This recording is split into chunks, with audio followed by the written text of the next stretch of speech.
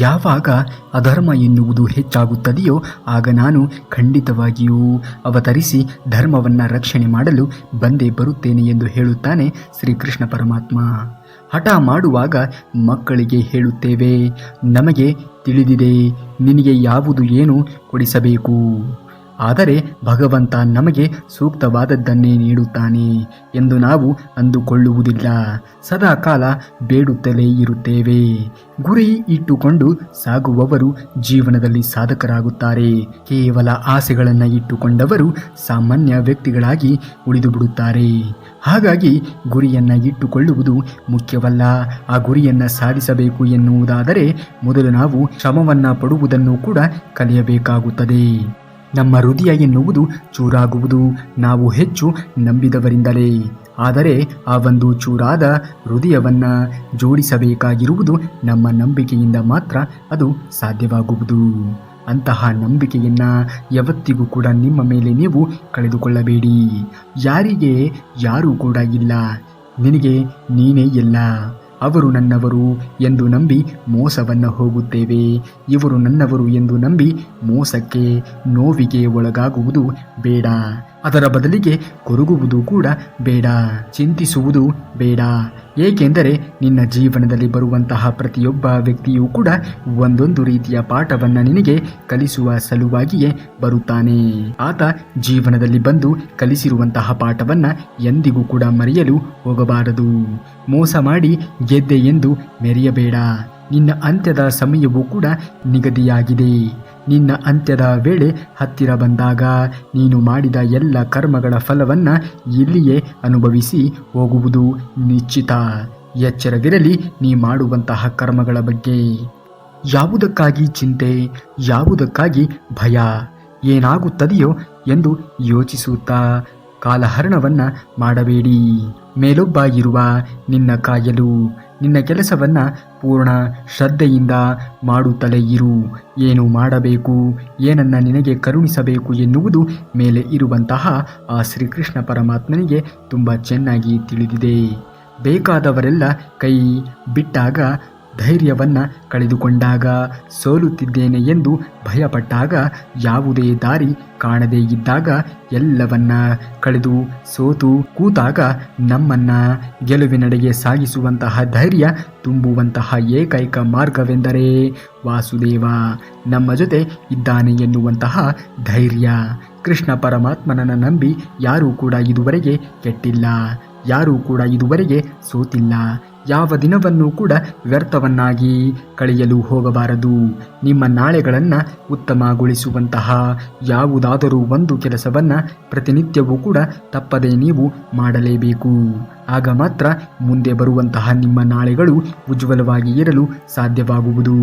ತಾಳ್ಮೆಗೂ ಒಂದು ಕೊನೆ ಎನ್ನುವುದು ಇರುತ್ತದೆ.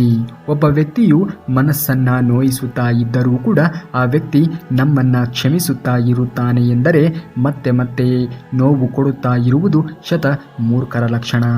ಕ್ಷಮಿಸುವಂತಹ ವ್ಯಕ್ತಿ ಶ್ರೇಷ್ಠನಾಗಿರುತ್ತಾನೆ. ಹಿಂಸಿಸುವಂತಹ ವ್ಯಕ್ತಿಯು ಕ್ಷಣ ಕ್ಷಣವೂ ಕೂಡ ಪಾಪದ ಕೂಡ ತುಂಬಿಸುತ್ತಾ ಸಾಗುತ್ತದೆ. ಹಾಗಾಗಿ ಇತರರಿಗೆ ಯಾವತ್ತಿಗೂ ಕೂಡ ಹಿಂಸೆಗೆ ಒಳಪಡಿಸಬಾರದು. ಕರ್ಮ ಎನ್ನುವುದು ಹೇಳುತ್ತದೆ, ಕಾರಣ ಇಲ್ಲದೆ ಯಾರನ್ನೂ ಕೂಡ ಸುಮ್ಮನೆ ಕೆಣಕಬಾರದು ಎಂದು. ಅದರಂತೆಯೇ ಹಾಗೆಯೇ ಕಾರಣ ಇಲ್ಲದೆಯೇ ನಿಮ್ಮನ್ನು ಕೆಣಕಿದವರಿಗೆ ಎಂದಿಗೂ ಕೂಡ ಅವರ ಮೇಲೆ ಕರುಣೆಯನ್ನು ತೋರಿಸಬಾರದು ಎಂದು ಹೇಳುತ್ತಾನೆ ಶ್ರೀಕೃಷ್ಣ ಪರಮಾತ್ಮ. ನಾಳೆಯ ನಿರೀಕ್ಷೆ ಬೇಡವೇ ಬೇಡ. ಇವತ್ತಿನವರೆಗೂ ಕೂಡ ಕಾಪಾಡಿದ ಭಗವಾನ್ ಶ್ರೀಕೃಷ್ಣನು ಮುಂದೆಯೂ ಕೂಡ ಕಾಪಾಡುತ್ತಾನೆ ಎನ್ನುವಂತಹ ನಂಬಿಕೆ ಒಂದು ಇರಲಿ. ಉಳಿದಿರುವುದೆಲ್ಲವನ್ನೂ ಕೂಡ ಆ ಶ್ರೀಕೃಷ್ಣ ಪರಮಾತ್ಮನು ನೋಡಿಕೊಳ್ಳುತ್ತಾನೆ. ಕಳೆದುಕೊಳ್ಳಲು ಈ ಜೀವನದಲ್ಲಿ ನೀನು ಈ ಭೂಮಿಯ ಮೇಲೆ ತಂದಿರುವುದಾದರೂ ಏನು? ನಾಶವಾಗಲು ನೀನು ಜೀವಿಸುವಾಗ ಮಾಡಿರುವುದಾದರೂ ಏನು?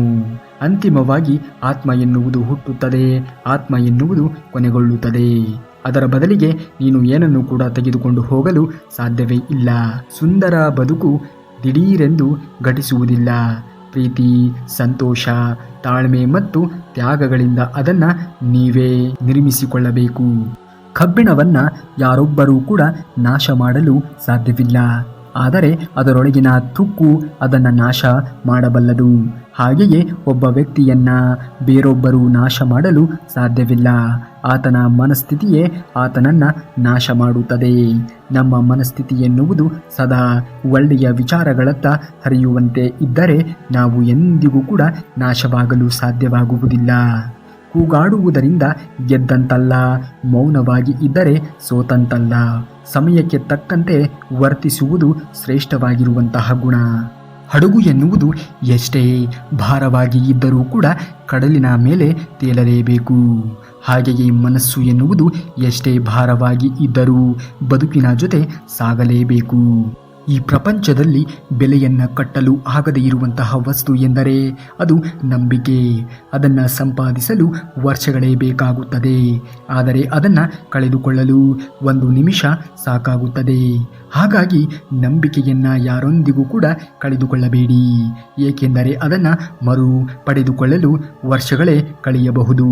ಅಮ್ಮ, ನಿನ್ನ ಪ್ರೀತಿ, ನಿಸ್ವಾರ್ಥ ಸೇವೆ, ತ್ಯಾಗ, ಕಾಳಜಿ ಮತ್ತು ಎಲ್ಲದಕ್ಕೂ ತುಂಬಾನೇ ಧನ್ಯವಾದಗಳು ಎಂದು ಒಮ್ಮೆಯಾದರೂ ತಿಳಿಸಿ. ಆಗ ನಿಮ್ಮ ತಾಯಿಗೆ ಆಗುವಂತಹ ಸಂತೋಷ ಇನ್ನು ಯಾರಿಗೂ ಕೂಡ ಆಗಲು ಸಾಧ್ಯವೇ ಇಲ್ಲ.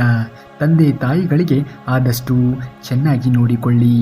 ನಿಮ್ಮ ತಂದೆ ತಾಯಿಗಳು ನಿಮ್ಮ ಕಣ್ಣಿಗೆ ಕಾಣುವಂತಹ ನಿಜವಾದ ದೇವರು ಯಾರನ್ನೂ ಕೂಡ ಸುಮ್ಮನೆ ನಮ್ಮ ಜೀವನದಲ್ಲಿ ಪರಿಚಯವನ್ನು ಮಾಡಿಸುವುದಿಲ್ಲ. ಅದರ ಹಿಂದೆ ಒಂದು ಉನ್ನತವಾಗಿರುವಂತಹ ಕಾರಣ ಇದ್ದೇ ಇರುತ್ತದೆ.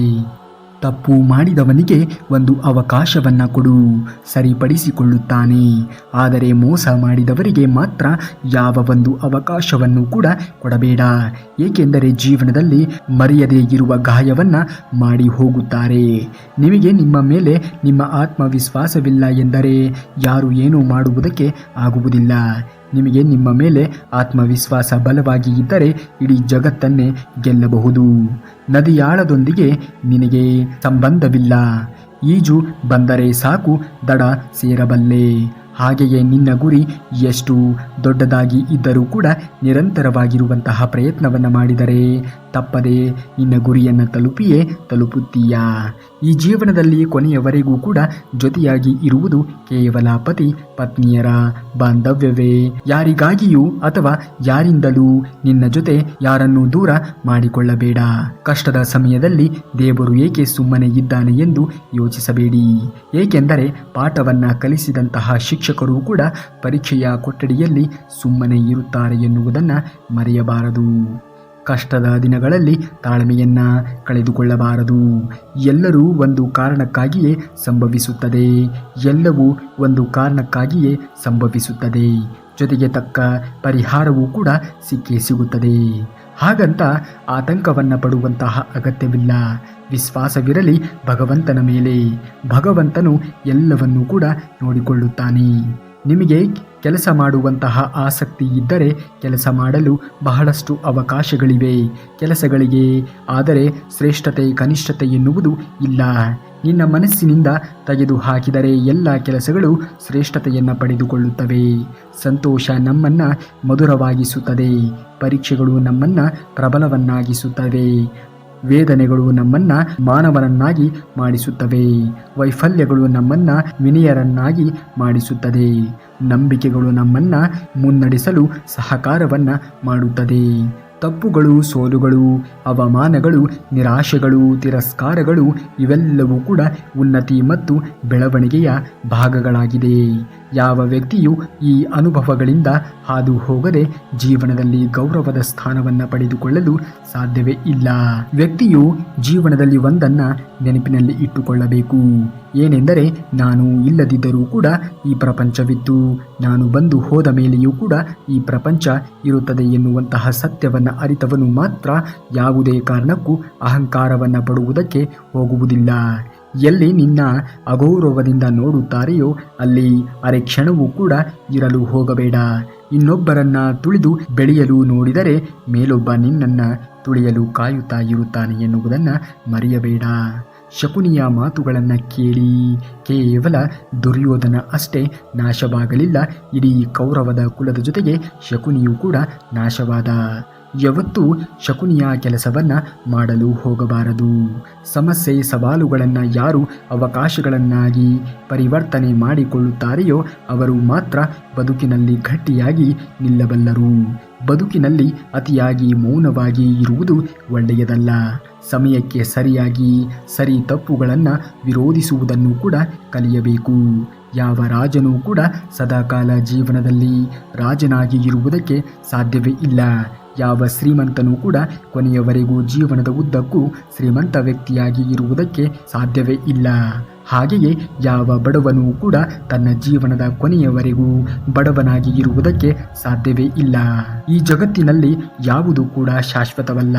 ಪರಿವರ್ತನೆ ಎನ್ನುವುದು ಈ ಜಗತ್ತಿನ ನಿಯಮವಾಗಿದೆ.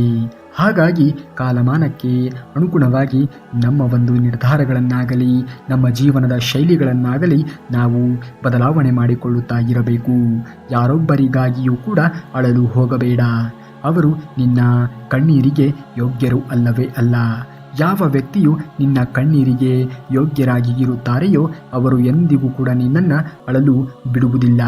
ಸಾವನ್ನು ಪಡೆಯಲು ಸಾವಿರಾರು ದಾರಿಗಳಿವೆ, ಆದರೆ ಬದುಕನ್ನು ಕಂಡುಕೊಳ್ಳಲು ಇರುವ ದಾರಿ ಒಂದೇ, ಅದುವೇ ಆತ್ಮವಿಶ್ವಾಸ. ಆತ್ಮವಿಶ್ವಾಸವನ್ನು ಎಂದಿಗೂ ಕೂಡ ಕಳೆದುಕೊಳ್ಳಬೇಡ. ಎಷ್ಟೇ ಸಂಬಂಧಿಕರು ಸ್ನೇಹಿತರು ಇದ್ದರೂ ಕೂಡ ಕೆಲವೊಂದು ಪರಿಸ್ಥಿತಿಗಳಲ್ಲಿ ನಾವು ಒಬ್ಬಂಟಿ ಎಂದು ಅನಿಸಿಬಿಡುತ್ತದೆ. ಆಕಳು ತನ್ನ ಹಾಲನ್ನು ತಾನು ಕುಡಿಯುವುದಿಲ್ಲ, ಮರ ತನ್ನ ಒಂದು ನೆರಳನ್ನು ತಾನು ಅನುಭವಿಸುವುದಿಲ್ಲ. ಜೀವನವೆಂದರೆ ನಮಗಾಗಿ ಬದುಕುವುದಲ್ಲ, ಬೇರೊಬ್ಬರಿಗಾಗಿಯೂ ಕೂಡ ನಾವು ಬದುಕಬೇಕಾಗುತ್ತದೆ. ಯಾವಾಗ ಜವಾಬ್ದಾರಿ ಎನ್ನುವುದು ನಿನ್ನ ಹೆಗಲನ್ನು ಏರುತ್ತದೆಯೋ ಆಗ ನಿನಗೆ ಜೀವನದ ಅಸಲಿ ಸತ್ಯ ಏನು ಎನ್ನುವುದು ತಿಳಿಯುವುದು. ಬದಲಾವಣೆಗಳಿಗೆ ಯಾವತ್ತಿಗೂ ಕೂಡ ಭಯಪಡಬೇಡಿ. ನೀ ಏನನ್ನ ಕಳೆದುಕೊಂಡಿದ್ದೆ ಅದಕ್ಕಿಂತ 100 ಪಟ್ಟು ಹೆಚ್ಚಾಗಿ ಪಡೆಯುವಂತಹ ಸಮಯವು ಜೀವನದಲ್ಲಿ ಬಂದೇ ಬರುತ್ತದೆ. ಜೀವನವು ತುಂಬ ಸುಂದರವಾಗಿದೆ. ಒಂದು ದಿನ, 1 ಗಂಟೆ, 1 ನಿಮಿಷ ಮತ್ತೆ ಎಂದಿಗೂ ಕೂಡ ಬರುವುದಿಲ್ಲ. ಆದ್ದರಿಂದ ಎಲ್ಲ ಸಮಸ್ಯೆಗಳನ್ನು ಮರೆತು ಸಂತೋಷವಾಗಿ ಇರುವುದನ್ನು ಕಲಿತುಕೊಳ್ಳಿ. ರಥವು ಯುದ್ಧವಾಗಿರಲಿ ಅಥವಾ ಜೀವನವೇ ವಾಗಿರಲಿ, ನಾವು ಒಳ್ಳೆಯ ಮಿತ್ರ ಎಂದು ಹೇಳುತ್ತಾನೆ ಶ್ರೀಕೃಷ್ಣ ಪರಮಾತ್ಮ. ಮನುಷ್ಯನ ನಿರ್ಣಯದ ಮುಂದೆ ಯಾವುದೂ ಅಸಾಧ್ಯವಲ್ಲ. ಯಾವುದೇ ಜಯವಿದ್ದರೂ ಕೂಡ ದೃಢವಾಗಿ ಇರುವಂತಹ ಸಂಕಲ್ಪ ಮತ್ತು ಬಲವಾಗಿ ಇರುವಂತಹ ನಂಬಿಕೆಯೊಂದು ಜೀವನದಲ್ಲಿ ಇದ್ದರೆ ಯಾವುದೇ ಕೆಲಸವನ್ನು ಕೈಗೊಂಡಾಗ ದೈವಿಕ ಶಕ್ತಿಗಳು ಅವನ ಸಹಾಯಕ್ಕೆ ಬರಬೇಕು. ಇದು ಕರ್ಮ ಅರ್ಜುನನ ದೈವಿಕವಾಗಿರುವಂತಹ ನಿಯಮವಾಗಿದೆ. ಹರೇ ಮಹಾದೇವ, ಕ್ರಾಂತಿಯಿಂದ ಇಡೀ ಜಗತ್ತನ್ನ ಬದಲಾಯಿಸಲು ಬಯಸುವವನು ಮೊದಲು ತನ್ನನ್ನು ತಾನು ಬದಲಿಸಿಕೊಳ್ಳಬೇಕು. ಕ್ರಾಂತಿಕಾರಿಯಾದವನು ಹೂವಿನ ಹಾಸಿಗೆಯನ್ನ ಬಿಟ್ಟು ಕಲ್ಲು ಒರಟು ಭೂಮಿಯನ್ನ ತನ್ನದಾಗಿಸಿಕೊಳ್ಳಬೇಕು. ಅವನು ರಾಜಾನುಭವದ ಆಹ್ಲಾದಕರವಾದ ಜೀವನವನ್ನ ಮರೆತು ಅವನು ಮುಳ್ಳಿನ ಹಾದಿಯಲ್ಲಿ ನಡೆಯಬೇಕು. ಕ್ರಾಂತಿಯ ಮೊದಲ ಬೇಡಿಕೆ ತ್ಯಾಗ ಮತ್ತು ತ್ಯಾಗದ ಒಂದು ಮೊದಲ ಬೇಡಿಕೆ ಸಹಿಷ್ಣುತೆ. ಅಹಂಕಾರ ಅನ್ನುವುದು ಯಾವಾಗ ಕಾಲಿನ ಕೆಳಗೆ ಇರಬೇಕು.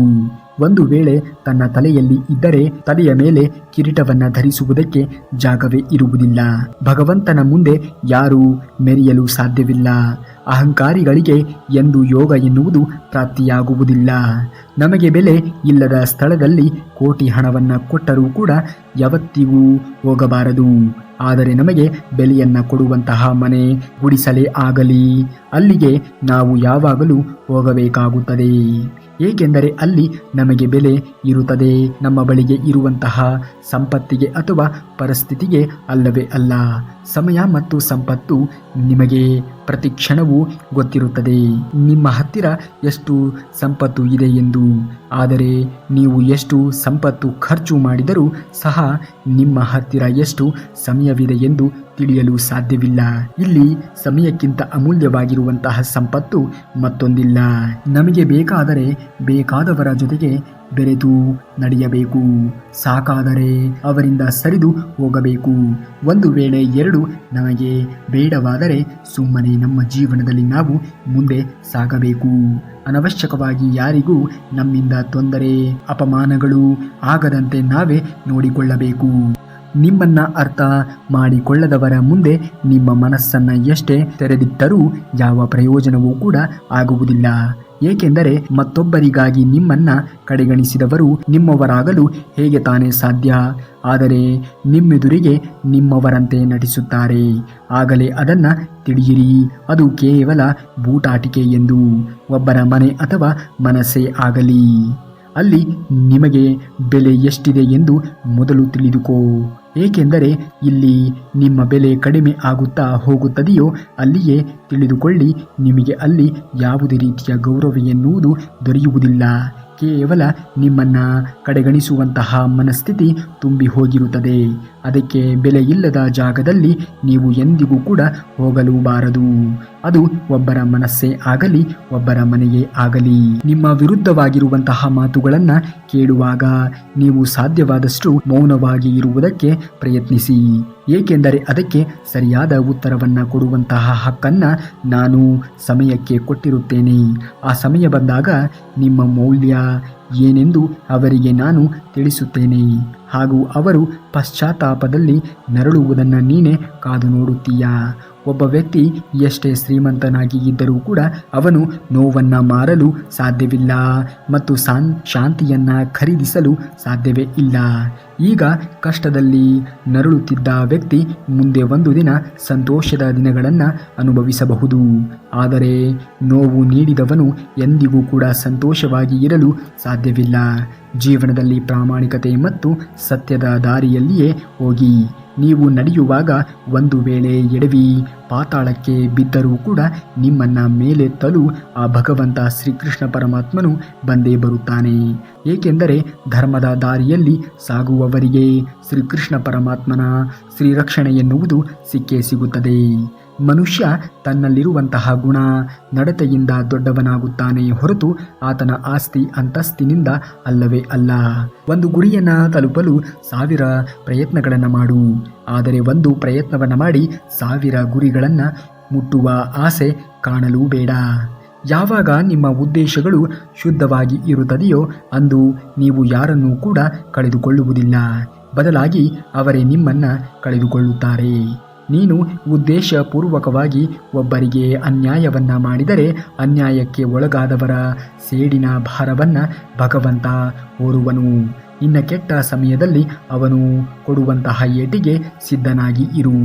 ಯಾವ ವ್ಯಕ್ತಿಯು ಕೆಟ್ಟ ದಿನಗಳನ್ನು ತನ್ನ ಜೀವನದಲ್ಲಿ ನೋಡಿರುತ್ತಾನೆಯೋ, ಅದನ್ನು ಅನುಭವಿಸಿ ಇರುತ್ತಾನೆಯೋ, ಅವನು ಎಂದಿಗೂ ಕೂಡ ಬೇರೆ ವ್ಯಕ್ತಿಗಳಿಗೆ ಕೆಟ್ಟದ್ದನ್ನು ಬಯಸುವುದಕ್ಕೆ, ಕೆಟ್ಟದ್ದನ್ನು ಮಾಡುವುದಕ್ಕೆ ಹೋಗುವುದೇ ಇಲ್ಲ. ಏಕೆಂದರೆ ಕೆಟ್ಟದ್ದರ ಪರಿಣಾಮ ಏನು ಎನ್ನುವುದು ಆತನಿಗೆ ತುಂಬ ಚೆನ್ನಾಗಿ ಅರಿವಾಗಿರುತ್ತದೆ. ಎಲ್ಲ ಸಮಯದಲ್ಲೂ ನೀನು ದುಡ್ಡು ಉಳಿಸಬಹುದು, ಆದರೆ ಎಲ್ಲ ಸಮಯದಲ್ಲೂ ನಿಮ್ಮನ್ನು ದುಡ್ಡು ಉಳಿಸುವುದಕ್ಕೆ ಸಾಧ್ಯವೇ ಇಲ್ಲ. ಒಂದು ಮಾತನ್ನು ಯಾವಾಗಲೂ ನೆನಪಿನಲ್ಲಿ ಇಟ್ಟುಕೊಳ್ಳಿ, ಈ ಮುಖ, ಈ ಸೌಂದರ್ಯ, ಈ ದೇಹ ಎಲ್ಲವೂ ನಾವು ಸಾಲದ ರೂಪದಲ್ಲಿ ಪಡೆದಿರುತ್ತೇವೆ. ಸಮಯ ಬಂದಾಗ ಇವುಗಳ ಮಾಲೀಕನಿಗೆ ನಾವು ಎಲ್ಲವನ್ನ ಹಿಂತಿರುಗಿಸಲೇಬೇಕು. ಹಾಗಾಗಿ ಮನುಷ್ಯನಿಗೆ ಯಾವುದು ಕೂಡ ಶಾಶ್ವತವಲ್ಲ. ನಿಮ್ಮೆಲ್ಲರಿಗೂ ಕೂಡ ಕೃಷ್ಣನ ಆಶೀರ್ವಾದ ಎನ್ನುವುದು ಲಭಿಸಲಿ ಎಂದು ಪ್ರಾರ್ಥಿಸುತ್ತಾ, ನೀವೇನಾದರೂ ಶ್ರೀಕೃಷ್ಣ ಪರಮಾತ್ಮನ ಭಕ್ತರಾಗಿದ್ದರೆ ಈ ಕೂಡಲೇ ಈ ವಿಡಿಯೋಗೆ ಒಂದು ಲೈಕನ್ನು ಮಾಡಿ ಹಾಗೂ ಜೈ ಶ್ರೀಕೃಷ್ಣ ಪರಮಾತ್ಮ ಎಂದು ಕಮೆಂಟನ್ನು ಮಾಡಿ. ಮುಂದಿನ ವಿಡಿಯೋದಲ್ಲಿ ಸಿಗುವವರೆಗೂ ಧನ್ಯವಾದ. ಕರುನಾಡಿಗೆ.